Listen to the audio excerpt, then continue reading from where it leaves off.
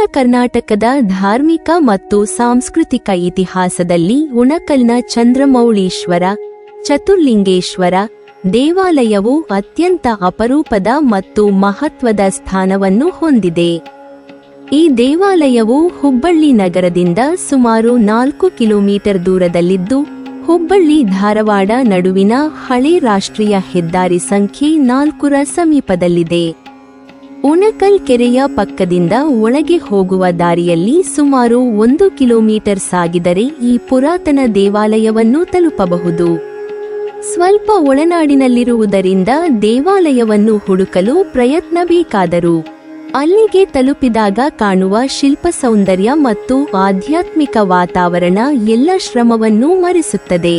ಚಂದ್ರಮೌಳೀಶ್ವರ ದೇವಾಲಯವು ಸುಮಾರು 900 ವರ್ಷಗಳಷ್ಟು ಪುರಾತನವಾಗಿದ್ದು, ಬಾದಾಮಿ ಚಾಲುಕ್ಯರ ಕಾಲದಲ್ಲಿ ನಿರ್ಮಾಣಗೊಂಡಿದೆ. ಬಾದಾಮಿ, ಐಹೊಳೆ ಮತ್ತು ಪಟ್ಟದಕಲ್ಲಿನ ಪ್ರಸಿದ್ಧ ದೇವಾಲಯಗಳ ವಾಸ್ತುಶೈಲಿಯನ್ನು ನೆನಪಿಸುವ ರೀತಿಯಲ್ಲಿ ಈ ದೇವಾಲಯವನ್ನು ಕಟ್ಟಲಾಗಿದೆ. ಚಾಲುಕ್ಯ ಶಿಲ್ಪಕಲೆಯ ಅತ್ಯುತ್ತಮ ಮಾದರಿಯಾಗಿ ಇದು ಗುರುತಿಸಿಕೊಂಡಿದ್ದು, ಭಾರತೀಯ ಪುರಾತತ್ವ ಇಲಾಖೆ ಇದನ್ನು ರಾಷ್ಟ್ರೀಯ ಪ್ರಾಮುಖ್ಯತೆ ಹೊಂದಿದ ಸಂರಕ್ಷಿತ ಸ್ಮಾರಕವಾಗಿ ಘೋಷಿಸಿದೆ. ಇದರಿಂದ ಈ ದೇವಾಲಯದ ಐತಿಹಾಸಿಕ, ವಾಸ್ತುಶಿಲ್ಪ ಮತ್ತು ಸಾಂಸ್ಕೃತಿಕ ಮೌಲ್ಯವನ್ನು ಅರಿತುಕೊಳ್ಳಬಹುದು. ಈ ದೇವಾಲಯದ ವಿನ್ಯಾಸವು ಉತ್ತರ ಕರ್ನಾಟಕದ ಇತರೆ ಶಿವ ದೇವಾಲಯಗಳಿಗಿಂತ ಸಂಪೂರ್ಣ ಭಿನ್ನವಾಗಿದೆ.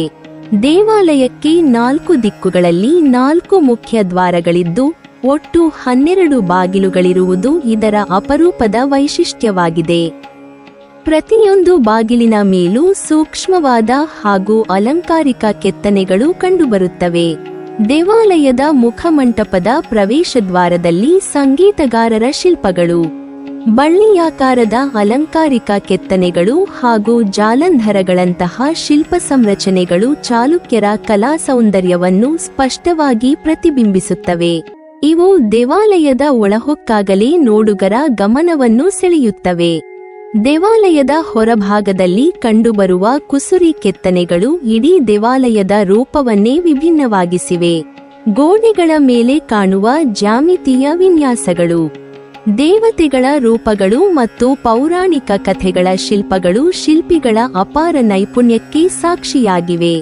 ದೇವಾಲಯವು ವಿಶೇಷವಾಗಿ ಕೆಂಪು ಮತ್ತು ಕಪ್ಪು ಕಲ್ಲುಗಳಿಂದ ನಿರ್ಮಾಣಗೊಂಡಿದ್ದು, ಈ ಬಣ್ಣಗಳ ಸಂಯೋಜನೆ ದೇವಾಲಯಕ್ಕೆ ಗಂಭೀರತೆ ಮತ್ತು ವೈಭವವನ್ನು ನೀಡಿದೆ. ಚಂದ್ರಮೌಳೀಶ್ವರ ದೇವಾಲಯದ ಮತ್ತೊಂದು ಅಪರೂಪದ ವೈಶಿಷ್ಟ್ಯವೆಂದರೆ ಇಲ್ಲಿ 2 ನಂದಿ ವಿಗ್ರಹಗಳು ಇರುವುದಾಗಿದೆ. ಸಾಮಾನ್ಯವಾಗಿ ಶಿವ ದೇವಾಲಯಗಳಲ್ಲಿ ಗರ್ಭಗುಡಿಯ ಮುಂದೆ ಅಥವಾ ಪ್ರವೇಶದ್ವಾರದ ಎದುರು ಒಂದೇ ನಂದಿ ವಿಗ್ರಹ ಇರುವುದು ರೂಢಿ. ಆದರೆ ಈ ದೇವಾಲಯದಲ್ಲಿ ಪ್ರವೇಶದ್ವಾರದಲ್ಲಿಯೂ ಹಾಗೂ ಮುಖಮಂಟಪದ 2 ಬದಿಗಳಲ್ಲಿಯೂ ನಂದಿಯ ವಿಗ್ರಹಗಳು ಇವೆ. ಇದು ಈ ದೇವಾಲಯದ ವಿಶಿಷ್ಟ ವಿನ್ಯಾಸವನ್ನು ಮತ್ತಷ್ಟು ಉಲ್ಲೇಖಿಸುತ್ತದೆ. ದೇವಾಲಯದ ಗರ್ಭಗುಡಿಯಲ್ಲಿ ಚಂದ್ರಮೌಳೀಶ್ವರನ ಶಿವಲಿಂಗ ಪ್ರತಿಷ್ಠಾಪಿತವಾಗಿದೆ. ಈ ಶಿವಲಿಂಗವು 4 ಮುಖಗಳನ್ನು ಹೊಂದಿರುವ ಚತುರ್ಮುಖ ಲಿಂಗವಾಗಿರುವುದು ಇದರ ಅತ್ಯಂತ ಪ್ರಮುಖ ವಿಶೇಷತೆ. ಈ 4 ಮುಖಗಳು ಶಿವನ ವಿಭಿನ್ನ ರೂಪಗಳನ್ನು ಸೂಚಿಸುತ್ತವೆ ಎಂದು ಧಾರ್ಮಿಕವಾಗಿ ವಿವರಣೆ ನೀಡಲಾಗುತ್ತದೆ. ಈ ಕಾರಣದಿಂದಲೇ ಈ ದೇವಾಲಯವನ್ನು ಚತುರ್ಲಿಂಗೇಶ್ವರ ದೇವಾಲಯ ಎಂದು ಕರೆಯಲಾಗುತ್ತದೆ. ಚತುರ್ಮುಖ ಶಿವಲಿಂಗ ಹೊಂದಿರುವ ದೇವಾಲಯಗಳು ಅಪರೂಪವಾಗಿದ್ದು, ಈ ದೃಷ್ಟಿಯಿಂದಲೂ ಚಂದ್ರಮೌಳೀಶ್ವರ ದೇವಾಲಯಕ್ಕೆ ವಿಶಿಷ್ಟ ಮಹತ್ವವಿದೆ. ವಾಸ್ತುಶಿಲ್ಪದ ದೃಷ್ಟಿಯಿಂದ ನೋಡಿದರೆ ದೇವಾಲಯದ ಎತ್ತರ ಸುಮಾರು 20 ಅಡಿ, ಉದ್ದ 55 ಅಡಿ ಹಾಗೂ ಅಗಲ 40 ಅಡಿ ಇದೆ. ಸಮತೋಲನದ ವಿನ್ಯಾಸ, ದೃಢವಾದ ಕಲ್ಲಿನ ನಿರ್ಮಾಣ ಮತ್ತು ಸೂಕ್ಷ್ಮ ಶಿಲ್ಪಗಳು ಈ ದೇವಾಲಯವನ್ನು ಚಾಲುಕ್ಯ ಶೈಲಿಯ ಶ್ರೇಷ್ಠ ಮಾದರಿಯನ್ನಾಗಿ ಮಾಡಿವೆ. ಶತಮಾನಗಳ ಕಾಲ ನಿಲ್ಲುವಂತೆ ನಿರ್ಮಿಸಲಾದ ಈ ದೇವಾಲಯವು ಇಂದಿಗೂ ತನ್ನ ಪ್ರಾಚೀನ ಘನತೆಯನ್ನು ಉಳಿಸಿಕೊಂಡಿದೆ. ಧಾರ್ಮಿಕ ಆಚರಣೆಗಳ ದೃಷ್ಟಿಯಿಂದಲೂ ಈ ದೇವಾಲಯ ಮಹತ್ವ ಪಡೆದಿದೆ. ಯುಗಾದಿ ಹಬ್ಬದ ಸಂದರ್ಭದಲ್ಲಿ ಇಲ್ಲಿ ವೈಭವದ ಪೂಜೆ ನಡೆಯುತ್ತಿದ್ದು, ಆ ಸಮಯದಲ್ಲಿ ಭಕ್ತರು ಹೆಚ್ಚಿನ ಸಂಖ್ಯೆಯಲ್ಲಿ ಆಗಮಿಸುತ್ತಾರೆ. ವಿಶೇಷವಾಗಿ ಮಹಾಶಿವರಾತ್ರಿಯಂದು ಮುಂಜಾನೆ ಸೂರ್ಯನ ಕಿರಣಗಳು ಗರ್ಭಗುಡಿಯೊಳಗೆ ಪ್ರವೇಶಿಸಿ ಚಂದ್ರಮೌಳೀಶ್ವರ ಲಿಂಗವನ್ನು ಸ್ಪರ್ಶಿಸುವ ದೃಶ್ಯವನ್ನು ನೋಡುವುದು ಭಕ್ತರಿಗೆ ಅಪಾರ ಆನಂದ ಮತ್ತು ಭಕ್ತಿ ಭಾವವನ್ನು ಉಂಟುಮಾಡುತ್ತದೆ. ಆ ಸಂದರ್ಭದಲ್ಲಿ ದೇವರ ದರ್ಶನ ಪಡೆದರೆ ಇಷ್ಟಾರ್ಥಗಳು ಈಡೇರುತ್ತವೆ ಎಂಬುದು ಭಕ್ತರ ಗಾಢ ನಂಬಿಕೆಯಾಗಿದೆ. ಈ ಕಾರಣದಿಂದ ಶಿವರಾತ್ರಿಯ ದಿನ ದೇವಾಲಯದಲ್ಲಿ ಅಸಂಖ್ಯಾತ ಭಕ್ತರ ದಂಡೇ ನೆರೆದಿರುತ್ತದೆ. ಒಟ್ಟಾರೆ ಉಣಕಲ್ನ ಚಂದ್ರಮೌಳೀಶ್ವರ ದೇವಾಲಯವು ಕೇವಲ ಒಂದು ಧಾರ್ಮಿಕ ಕೇಂದ್ರವಷ್ಟೇ ಅಲ್ಲ, ಅದು ಚಾಲುಕ್ಯರ ವಾಸ್ತುಶಿಲ್ಪ, ಶಿಲ್ಪಕಲೆ ಮತ್ತು ಆಧ್ಯಾತ್ಮಿಕ ಪರಂಪರೆಯ ಜೀವಂತ ಸಾಕ್ಷಿಯಾಗಿದೆ.